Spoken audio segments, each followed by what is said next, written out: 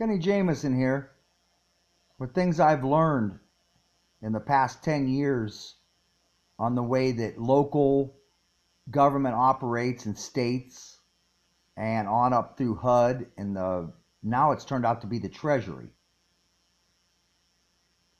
Cities or counties in the state of Ohio got grant money from HUD 8 years ago. They call it the neighborhood stabilization money. This was the big fix-it after the '08 bailout of the banks. They appropriated another $110 billion, which a lot of people don't know, over the 700, to try to fix the problem. So HUD got billions of dollars and passed it out all over the country to different states. You could see it here on the HUD site. Everything I'm going to tell you, I can prove, or you can Google it and prove it to yourself. So all the counties got on board. Man, they filled out them grant papers quick as soon as they found out that was available. And cities were doing it also.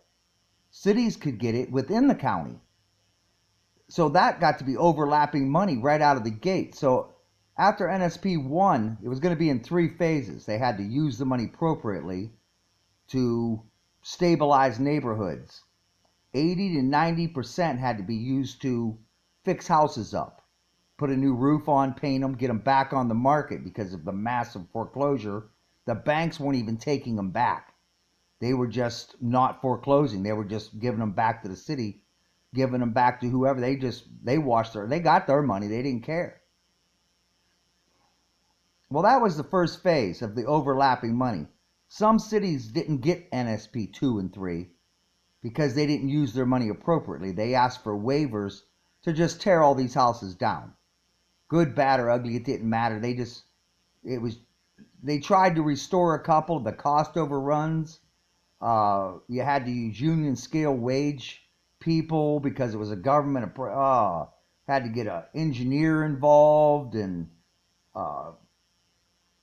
you name it. It turned into a fiasco. A city can't really do much repairs, especially to a house. They spent $400,000 on one, and it turned out it was worth $120 when they were done. So anyways, the counties got money, and then the counties were trying to tear down houses out in the outer lying areas outside of the city, which in Ohio are considered townships. And then the city wanted the county money, so the city actually merged with the county at a city council meeting in Warren, Ohio, that I know of, to try to get some of that grant money. They all wanted this grant money. It was free money. Well, from there, it went into Move Ohio Forward. Well, Move Ohio Forward came along, and the state was going to pass out billions of dollars to all the different counties to try to fix the problem. I don't know if they didn't know about HUD or if the state got separate grants from HUD to pass overlapping money. Big time. Well, in the process, the government was getting in trouble, city and counties, because they weren't using the money appropriately. A lot of people had their hand in there for administration costs, more than was written into the law.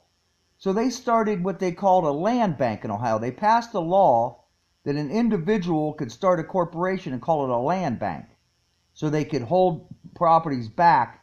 Instead of flooding the market with 1,000 houses, somebody else could get them and only put 250 houses on the market at a time and bank those other houses till it was appropriate to get it back on the market. They did it big in California, holding houses back. They were getting vandalized in the meantime, which was a major problem. There was no security. There was no thought process in doing that. Now, some counties in Ohio, one north of Trumbull County, Ashtabula, for an example, they run their land bank right through their county department,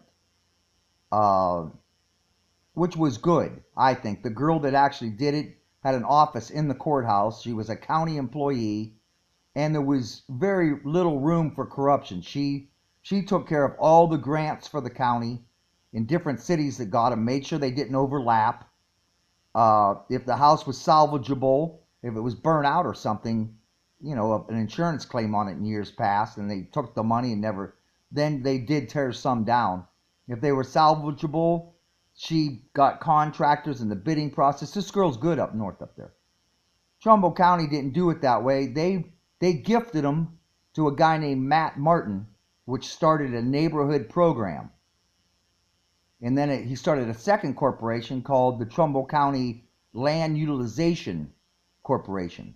And then he also has what they in slang called the land bank. The county gifts that guy houses and clears the taxes on him if there's any back taxes. I kid you not. At the same time, he's getting grants from HUD, from the state of Ohio, and he's in the city. Now, he's actually getting free money from the U.S. Treasury. Is passing out free money. We're not in Iraq, folks. I know everybody knows they passed out billions of dollars in other countries to stimulate our economy. They actually gave this guy $3 million because he was the only game in town. The city and the county couldn't do it properly. I don't know if they were getting their grant money back. They failed their auditor's report. It was just they weren't doing it right. This guy still has $2 million in the fund. The city tried to take him over. A few weeks ago, it was in the newspaper. The city safety director and the mayor, they wanted his money. They wanted to take over the program, even though they had failed 8 years ago. He wasn't the mayor then. To appropriate the funds properly. Folks, I just wanted you to know about this overlapping money and how bizarre it's got with grant money. The ship's going to get tightened up. We can't waste trillions of dollars. We were all worried about the $700 billion bailout back in 2008. The amount of money that has been wasted since then is phenomenal. We're talking $9 trillion in 7 years. Are you kidding me? Who got that money? Did it go to fund the rebels in Syria? Who were the rebels in Syria? They were the Muslims. Billions and billions of dollars have went from our U.S. Department of Defense to Muslim fighters to take over Syria because it was a dictator, to take over Iraq, which is happening again. How many billions went to Iran? But anyways, we're not going to get into the religious aspect, just the basic financial aspect of the fleecing of America, the lawlessness, the Inspector General at HUD, the Inspector General at the U.S. Treasury, and that's not even counting the Federal Reserve. See, you should know this, that the Federal Reserve and the U.S. Treasury are separate. The Treasury has to borrow from the Federal Reserve. The Federal Reserve is the federal money for the world. It used to be. The United States, it's funny money. Nobody in the world is using our money on an exchange like they were. Totally bizarre. I mean, the chicken has come home to roost.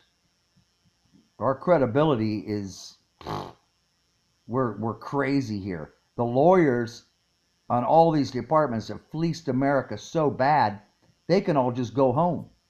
Sort of like the Speaker of the House when he got $5 million gratuity for passing legislation, the fast-track legislation. Now, who in their right mind believes that a congressman, and there was 10 of them, should get millions of dollars for passing legislation? He should get his salary. If he wants to run a side business, that's his, he's allowed. He's allowed to own a business and still be a congressman or a senator. But you can't take a gratuity for passing legislation.